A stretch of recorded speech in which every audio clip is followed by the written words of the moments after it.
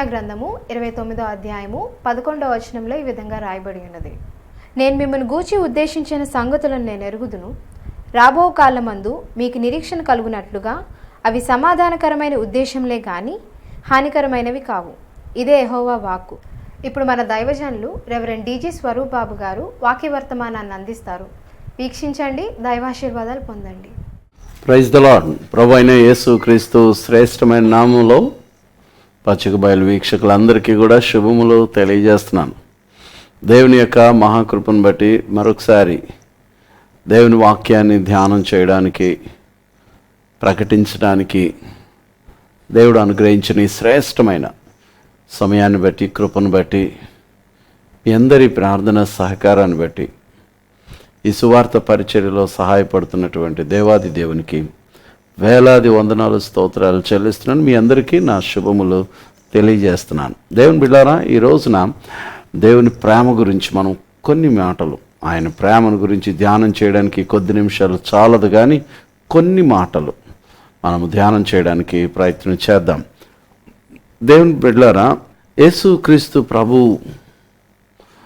ఈ భారతదేశ సాంప్రదాయ ప్రకారంగా మనం ఆలోచనలు చేస్తున్నట్లయితే ఆయన ఆయా కాలాలలో ఆయా రీతులుగా అవతారం ఎత్తినవాడు కాడు. ఆయన ఎప్పుడు కూడా ఈ కాలంలో ఈ రీతిగాను, ఆ కాలంలో ఆ రీతిగాను, ఈ కాలంలో ఈ రూపంలోనూ, ఆ కాలంలో ఆ రూపంలోనూ కనబడేటువంటి వాడు కాదు. ఆయనలో ఈ యొక్క మార్పులు లేవు. ఆయన ఎప్పుడు ఒక్కడే.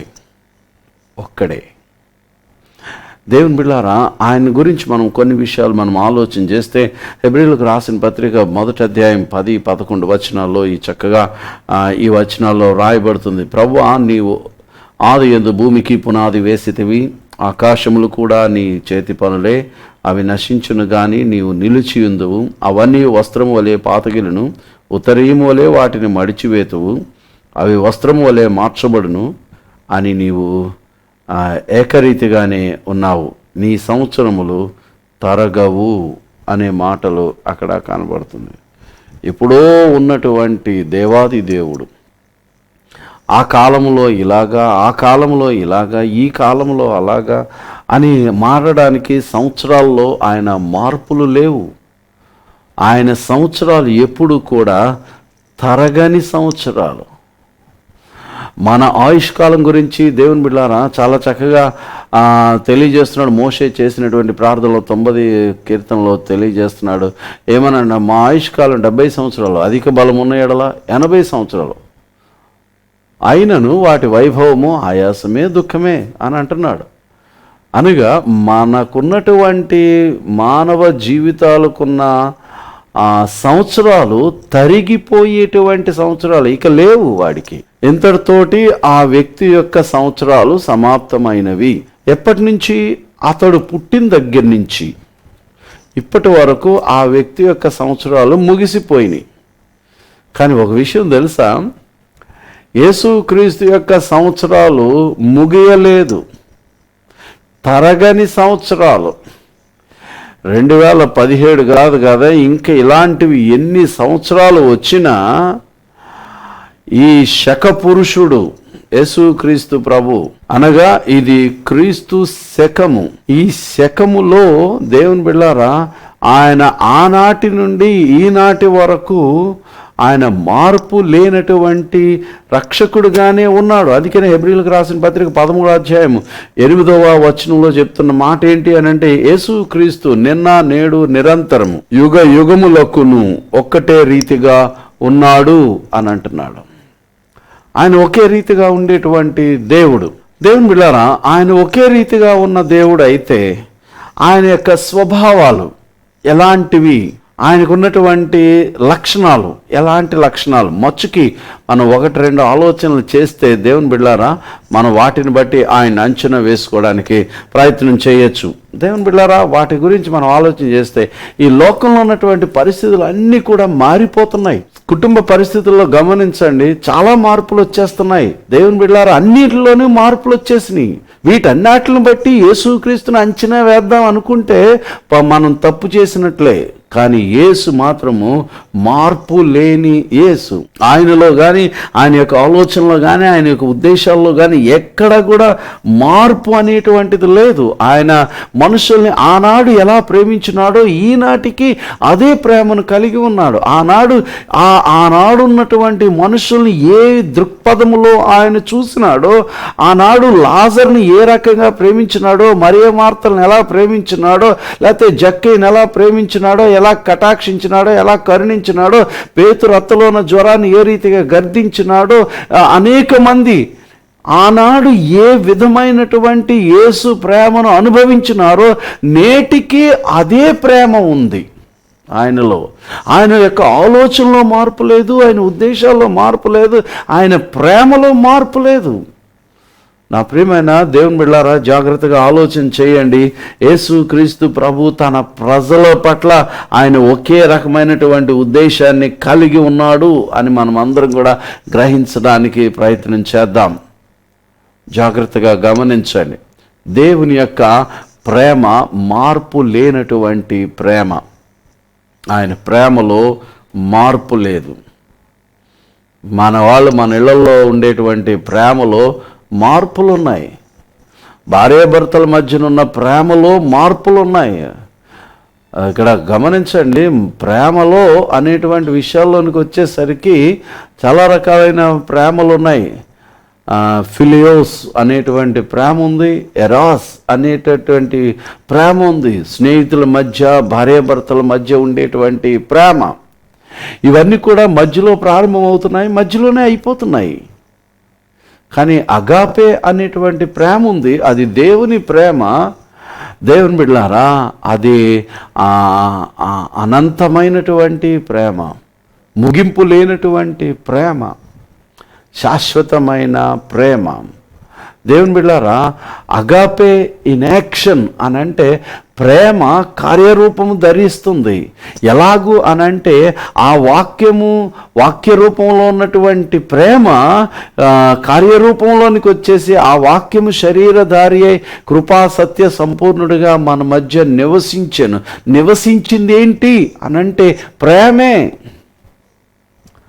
దేవుని బిడ్డలారా, ప్రేమ ఎలాగుంటుంది అనంటే యేసుక్రీస్తుని నువ్వు అర్థం చేసుకుంటే ప్రేమను అర్థం చేసుకోగలవు. ప్రేమ అంటే ఏంటో నీకు తెలుస్తుంది. అంతవరకు ఒకవేళ ప్రేమ అంటే ఏంటో నాకు తెలుసు అని అనుకుంటే నీకు తెలిసింది బిందువే, తెలుసుకోవాల్సింది మహాసముద్రం ఉంది. దేవుని ప్రేమను గురించి మనం అర్థం చేసుకోవాలి అని అంటే దేవుని బిడ్డలారా, జాగ్రత్త గమనించండి. యోహాను సువార్త 13వ అధ్యాయము 1వ వచనంలో మనం చూసినట్లయితే ఆయన లోకంలో ఉన్న తన వారిని అందరినీ కూడా ప్రేమించాడు. ఎలా ప్రేమించాడంటే వారిని అంతము వరకు ప్రేమించను అని అంటున్నాడు. ఒక మనిషిని తల్లి గర్భంలో రూపింపబడక ముందే తన ప్రేమ స్టార్ట్ అయ్యింది. ఆ ప్రేమ ఎప్పుడు వరకు ఉందంటే ఆ వ్యక్తి అంతరించిపోయేంత వరకు కూడా ఆ వ్యక్తి మీద దేవుని ప్రేమ, క్రీస్తు ప్రేమ ఒకే రీతిగా ఉంది. ఫర్ ఎగ్జాంపుల్, నా మీద నేను నా తల్లి గర్భంలో ఉన్నప్పుడు నా మీద స్టార్ట్ అయిన ప్రారంభమైన ఆ ప్రేమ ఈ క్షణం వరకు ఒకే రీతిగా ఉంది. నాలో చాలా మార్పులు రావచ్చేమో కానీ, నా ఆలోచనలో మార్పులు రావచ్చేమో, నా ఉద్దేశాల్లో మార్పులు రావచ్చేమో, నా యొక్క సేవా దృక్పథంలో మార్పులు రావచ్చేమో, కానీ ఆయన నా ఎడల చూపించే ప్రేమ మాత్రము ఆనాడు ఏ రీతిగా నన్ను ప్రేమించినాడో ఈనాటికి అదే ప్రేమ ఉంది. అది ఎంతవరకు ఉంటుంది అని అంటే దేవుని బిడ్డలారా, నేను నిలబెట్టుకోకపోవడం అన్నది తరువాత సంగతి, కానీ ఆయన ప్రేమ మాత్రము ఒకే రీతిగా ఉంటుంది. ఒకే రీతిగా ఉంటుంది. నోట్లు మారిపోయినట్లు మారిపోయేది కాదు. ఈ నోట్లు, పాత నోట్లన్నీ తీసేస్తున్నాము. 1000 రూపాయల నోట్లు తీసేసాము, 500 నోట్లు తీసేసాము. ఇక నుంచి అవి లేవు, అవి మారవు అన్నట్టుగా ఇక నుంచి ఇదో ఈ విధమైన ప్రేమ మార్పు చేసుకుంటున్నాను అనేటువంటిది కాదు. ఈ లోకంలో ఎన్ని పరిస్థితులు మారిపోయినా, పట్టణాల్లో రూపురేఖలు మారిపోయినా, మనుషుల్లో రూపురేఖలు అందచందాలు మారిపోయినా, వే ఆఫ్ విధానం అంతా కూడా మారిపోయినా, దేవుని బిడ్డలారా, మారనిది దేవుని ప్రేమ. అందుకనే ఇంకా మనం చూసినట్లయితే ఆయన ప్రేమ గురించి మనం చూడొచ్చు. ఎఫెసీలకు రాసిన పత్రిక 3వ అధ్యాయం 18, 19 వచనాల్లో మనం చూస్తే ఆయన ప్రేమ జ్ఞానమునకు మించినటువంటి ప్రేమ. దానిని ఒకవేళ అంచనా వేయడానికి దాని పొడవు, వెడల్పు, ఎత్తు ఇవన్నీ కూడా మన జ్ఞానమునకు అందనటువంటిదన్నమాట.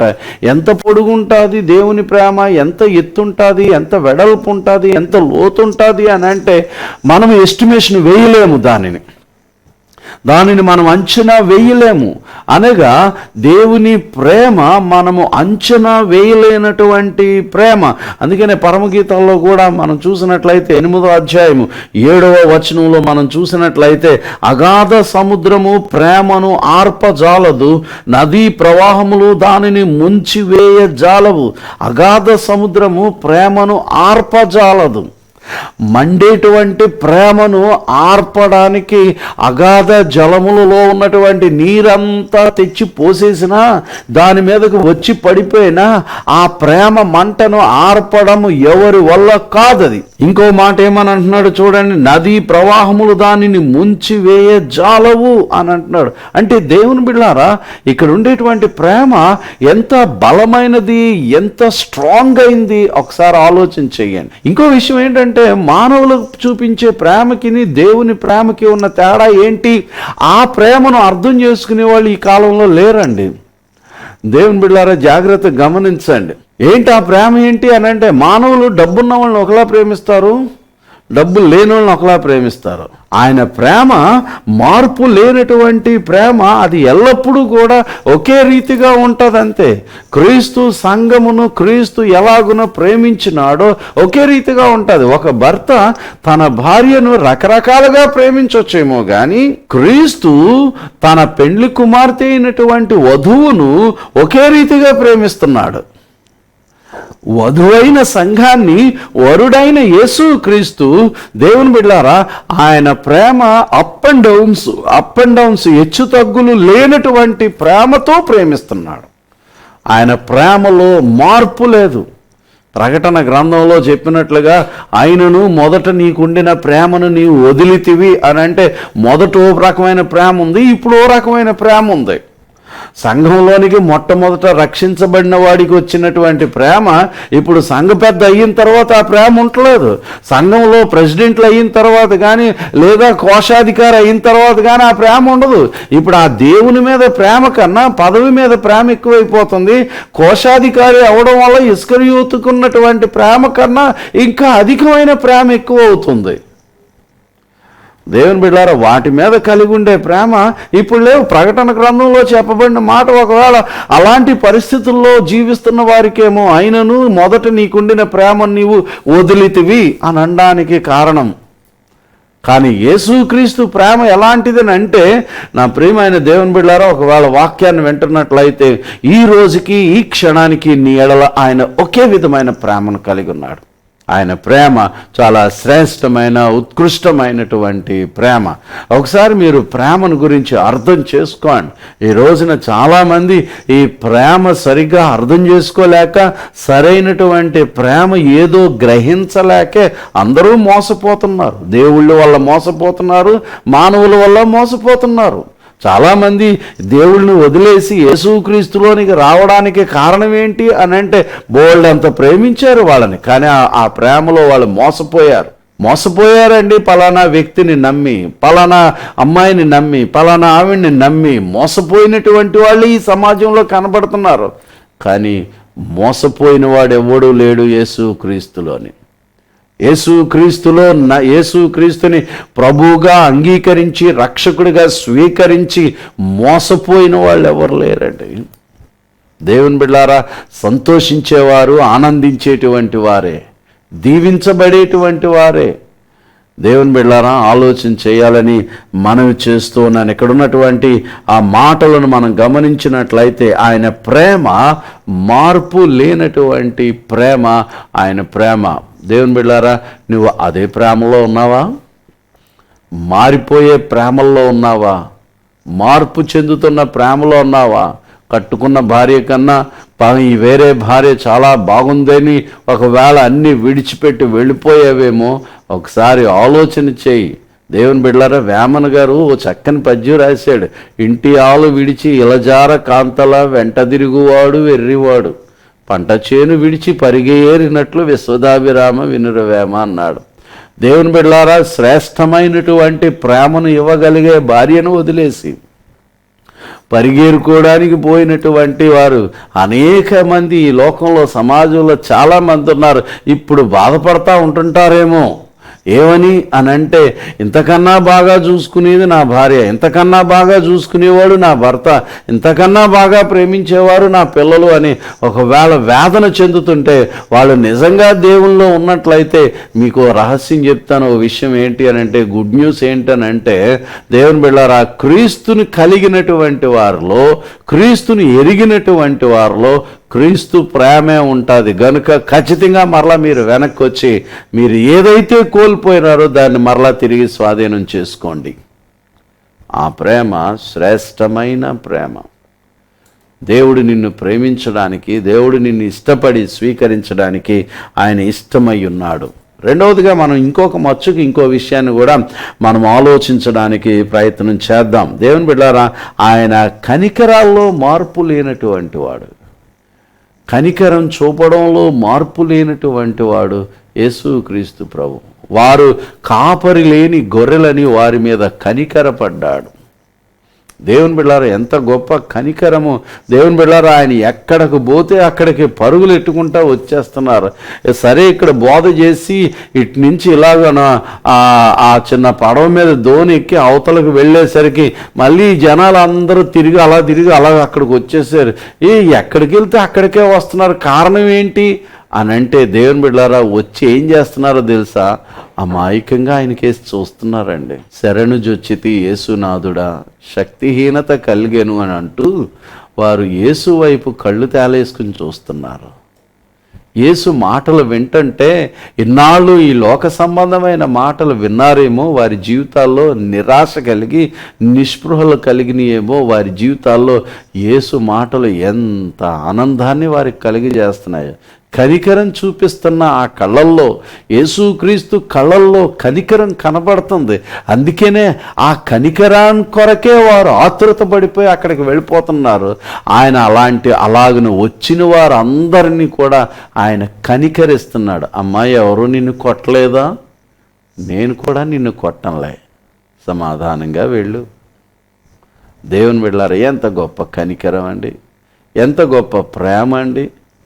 వీళ్ళకి అక్కడ ఉన్న శిష్యులు అంటున్నారు, శిష్యులైనటువంటి వాళ్ళు అన్నారు, చాలాసేపు అయింది వీళ్ళు బోధలు విని, కాబట్టి ఇంటికి పంపించేస్తే భోంచేసి వస్తారేమో అంటే, అప్పుడు ప్రభు అన్నాడు, వాళ్ళని చూసి మీరే వాళ్ళకి భోజనం పెట్టండి అన్నారు. ఎంత కనికరం అండి వాళ్ళకి! అందరూ పొమ్మని వాళ్ళే, అవసరం తీరిన తర్వాత పొమ్మని వాళ్ళే, కానీ యేసు కడుపు నింపుతున్నాడండి. కనికరం. దేవుని బిడ్డలారా, ఎంత కనికరము అనేటువంటిది వారిలో మనం చూస్తూ ఉన్నాము, యేసులోని. ఒకసారి మనము ఆలోచన చెయ్యొచ్చు.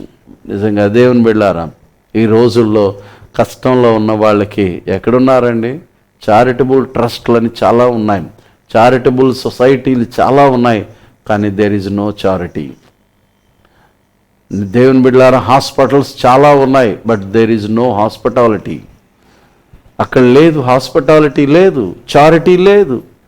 ఈ రోజున పేర్లు మాత్రమే ఉన్నాయి. దేవుని బిడ్డలారా, ఎక్కడుందండి? కానీ యేసులో ఆ కనికరం ఉంది. యేసును చూస్తే కనికరించబడుతున్నాం మనం. నేను ఎంతో బాధలో ఉండి, ప్రభువా ఇదిగో నాయన, నా కుటుంబ పరిస్థితులు ఇలాగున్నాయి నాయన, కొంచెం కనికరించండి నాయన అని అంటే కనికరిస్తున్నాడు. ఓ సేవకుడిగా, ప్రభువా ఇదిగో ఈ బిడ్డలు ఇలా బాధపడుతున్నారు, వీరికి కొంచెం సహాయం చేసి పెట్టండి నాయన అంటే వారిని కనికరించి దేవుడు వారిని స్వస్థపరుస్తున్నాడు. దేవుని బిడ్డలారా, ఆలోచన చేయండి. యేసు దగ్గర తప్ప నీకు కావలసినంత కనికరం నా అనుకున్న వాళ్ళ దగ్గర, నీవు నమ్మిన వాళ్ళ దగ్గర దొరకదు అనే విషయాన్ని నేను మీకు తెలియచేస్తున్నాను. దేవుని బిడ్డలారా, ఆలోచన చేయండి. యేసు ఆయన ప్రార్థనలో మన గురించే ప్రార్థన. మనం ఏమైపోతామో అన్న భయము, బాధ ఆయనకి చాలా ఎక్కువగా ఉంది. గనుకనే దేవుని బిడ్డలారా, మన గురించి ఆయన ప్రార్థన చేస్తున్నాడు. పగలంతా మనుషుల మధ్య సేవ చేసి భక్తులు ఏకాంతంగా పోయి ప్రార్థన చేయడానికి కారణం కనికరము, మన మీద కనికరం. ఒకసారి మీ అమ్మా నాన్నలను జ్ఞాపకం చేసుకోండి. ఎప్పుడైనా మీ తల్లి మీ కొరకు ఎంత ప్రార్థన చేసుంటుందో జ్ఞాపకం చేసుకోండి. ఒకవేళ మీ తల్లి ముసూలు తల్లి అయినట్లయితే ఆ తల్లి దగ్గర ఒక 5 నిమిషాలు కూర్చొని అలాగనే జబ్ మీద చెయ్యేసి చక్కగా, అమ్మ నా గురించి చిన్నప్పుడు నువ్వు ఎక్కువ ప్రార్థన చేసావా, ఎంతసేపు చేసుంటావు నువ్వు అని అడిగి చూడండి. అప్పుడు మీ అమ్మ చెప్తుంది నీ గురించి ఎంత ప్రార్థన చేసిందో. ఎంత ప్రార్థన చేస్తే ఈ రోజున ఎంతటి వాడివయ్యావో, ఎంతటి దానివయ్యావో ఒక్కసారి ఆ తల్లి చెప్తుంది, జ్ఞాపకం చేసుకోండి. యేసు ప్రభు కూడా అంటున్నాడు, చూడుము నిన్ను నా అరచేతుల్లో చెక్కుకున్నాను అని అంటున్నాడు. ఎంత గొప్ప అద్భుతం. ముదిమి వచ్చే వరకు ఎత్తుకుని వాడను నేనే, నిన్ను విడువను, నిన్ను ఎడబాయను. ఎందుకండి ఇన్ని మాటలు, ఇలాంటి మాటలు ఆయన మాట్లాడడానికి కారణం ఏంటండి? దేవుని బిడ్డలారా, నువ్వంటే ఆయనకి పిచ్చి ప్రేమ, నువ్వంటే కనికరం, నీ మీద ఆయన కలిగి ఉన్న కనికరం. అందుకనే నువ్వేది అడిగినా కాదనకుండా ఇవ్వడానికి ఆయన ఇష్టంగా ఉన్నాడు. నువ్వెన్ని తిరుగుళ్ళు తిరిగినా సరే, నువ్వెన్ని బాధాకరమైన పరిస్థితుల్లో నువ్వు జీవిస్తున్నా, ఎంత అసభ్యకరమైన మాటలు మాట్లాడుతున్నా, ఎంత తొందరపాటు పనులు నువ్వు చేస్తున్నా సరే, దేవుడు నీ మీద తన కనికరాన్ని కలిగి ఉన్నాడు. ఒకవేళ వీడిని నేను కాపాడకపోతే నాకు నిత్యము బడి ఏడుస్తున్న ఆ తల్లి హృదయం ఎంత ఇదైపోతుందో అని ఆ తల్లిని బట్టి నీ మీద తన కనికరాన్ని చూపిస్తున్నాడు, తన ప్రేమను చూపిస్తున్నాడు. దేవుని బిడ్డలారా, పాత నిబంధన కాలంలో ఉన్నటువంటి దేవుని గురించి ఆలోచన చేస్తే, అబ్రామా నీ ఒక్కగానొక కుమారుని తీసుకుని వచ్చి నాకు బలిచ్చేయి అని అన్నప్పుడు, చిత్తం ప్రభువా అని దేవుడు తీసుకుని వెళ్ళి, అబ్రాహం తీసుకుని వెళ్ళి ఇచ్చేస్తున్నప్పుడు నిజంగా ఎంత కంగారు పడిపోయాడండి దేవుడు. ఎక్కడ నరికేస్తాడో అని కంగారు పడిపోయి ఆయన చేతికి కత్తికి అడ్డెళ్ళిపోయినాడు.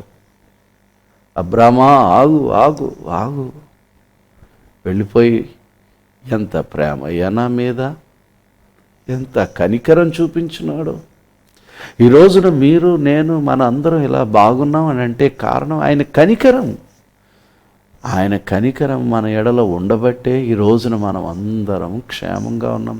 2017 సంవత్సరం చూడగలిగినాం. 2017 సంవత్సరం ప్రారంభపు రోజు నుంచే ఎన్నో మరణాలు చూస్తూ ఉన్నాం. కానీ ఈరోజు వరకు మీరు నేను క్షేమంగా ఉన్నాము అని అంటే దానికి కారణం ఆయన కనికరం చొప్పున.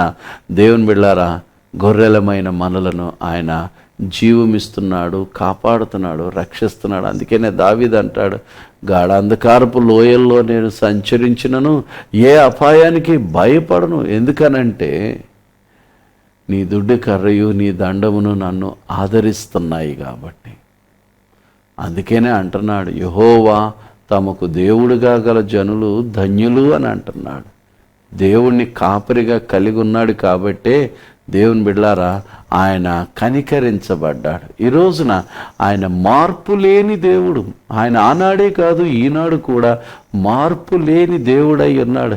మీ మనసులు మార్చుకోకండి. మీరు ఈ లోక మర్యాదలను అనుసరింపక ఉత్తమమును అనుకూలమును సంపూర్ణమునయ్యున్న దేవుని చిత్తం ఏదో పరీక్షించి తెలుసుకున్నట్లుగా మీ మనసులు మార్చుకోండి, రూపాంతరం చెందండి. రోమా 12:1 చెప్పినట్లుగా.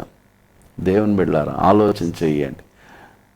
ఈ 2017లో ఆయన ప్రేమను ఒక్కసారి అర్థం చేసుకోండి. ఇంతకన్నా శ్రేష్టమైన ప్రేమ ఇంకెక్కడా దొరకదు, ఎవరిలోనూ దొరకదు, దేనిలోనూ దొరకదు. నీకు డబ్బులో కూడా దొరకదు, బంగారంలో దొరకదు, నీవు అనుకున్నా నమ్ముకున్న వాళ్ళు ఎవరి దగ్గర నుంచి కూడా ఎలాంటి శ్రేష్టమైన ప్రేమ దొరకదు. ఒకవేళ నీ ఇంటి వాళ్ళని విడిచిపెట్టి నువ్వు దూరం అయిపోయావా, ఒక్కసారి మరలా తిరిగి వెనక్కి వచ్చినట్లయితే నీవు ఇంతకాలం కోల్పోయిన ప్రేమను, క్రీస్తు ప్రేమను బట్టి పంచి ఇవ్వడానికి నీ భార్య, నీ భర్త, నీ పిల్లలు ఎదురు చూస్తున్నారు. అనేక మంది నాకు ఫోన్లు చేస్తుంటారు, నా భార్య నన్ను విడిచిపెట్టి వెళ్ళిపోయిందండి, నా భర్త నన్ను విడిచిపెట్టి వెళ్ళిపోయాడు, ఇప్పుడు వచ్చినా సరే దేవునిని బట్టి నేను నా పిల్లలు స్వీకరించడానికి ఇష్టంగా ఉన్నామని అనుకుంటున్నారు. నీకు తెలుసా, నాకు ఎంతోమంది ఫోన్లు చేస్తూ ఉన్నారు ఇలాంటి వాళ్ళు. రండి, శ్రేష్టమైన ప్రేమ దేవుని ప్రేమను కలిగి ఉన్న బిడ్డలు. అందుకే నేను ఆలోచన చేసి వెనుదిరిగి ఆ స్థిరమైన బలమైన శ్రేష్టమైన ప్రేమలో అంటగట్టబడి జీవిద్దాం. అట్టి కృపా పరిశుద్ధాత్మ దేవుడు మనందరకు దయచేయునుగాక.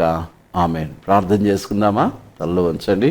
పరిశుద్ధుడైన మా ప్రియ పరలోకపు తండ్రి, పరిశుద్ధ నామానికి వేలాది వందనాలు స్తోత్రాలు చెల్లిస్తూ ఉన్నాను.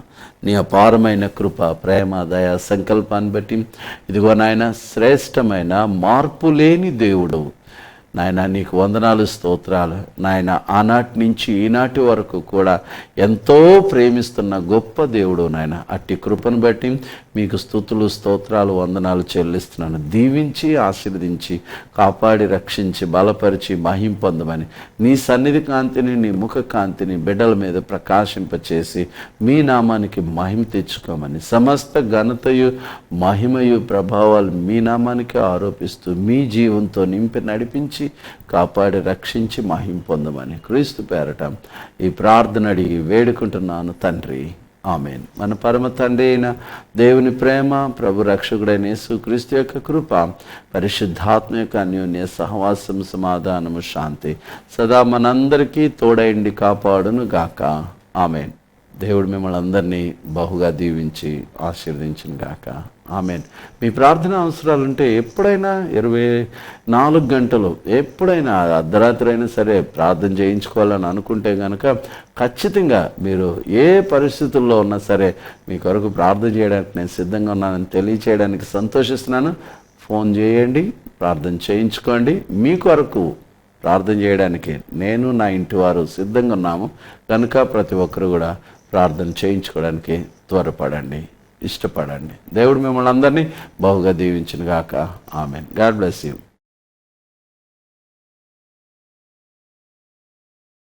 మీ ప్రార్థన అవసరతలను మాకు పంపించవలసిన చిరునామా రెవరెండ్ డిజి స్వరూప్ బాబు, పచ్చిక బయలు, Emmanuel Baptist church, 2-3-55 behind RTC complex, Pithapuram. మా ఫోన్ నంబర్ 9848591119 9848591119.